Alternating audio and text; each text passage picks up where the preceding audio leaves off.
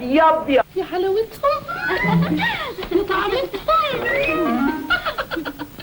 ده انا هاكلكم اكل.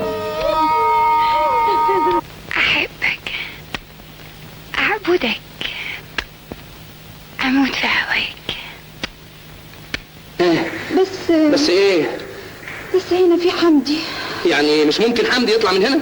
انت يا جدع انت عليك عفريت اسمه مشمش. بتقول لك ايه؟ عايز اتجوزك اختها الكبيره. اقول لها ميرسي. ويشي ويشي.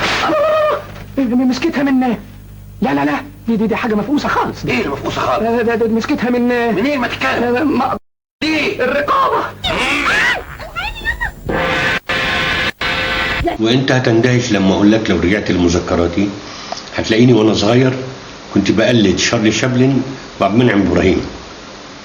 شيء غريب يعني انكم تطلبوا مني اتكلم عنه، وانا كنت بقلده وانا صغير، وانا عيل صغير في السيدة زينب كنت بتفرج على افلامه.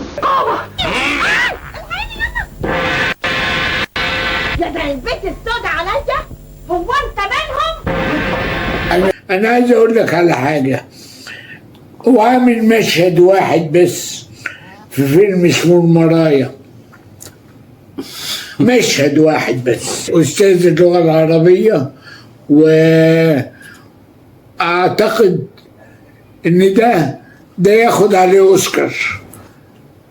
مشهد لن أنساه وكلنا ما حدش بينساه.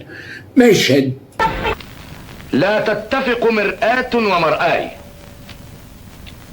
فالمرآة أنانية لا يرى الإنسان فيها إلا نفسه، فإذا أطال النظر إليها شغل بها، والحديث مشاركة، ومن آدابه الإصغاء وحسن الاستماع.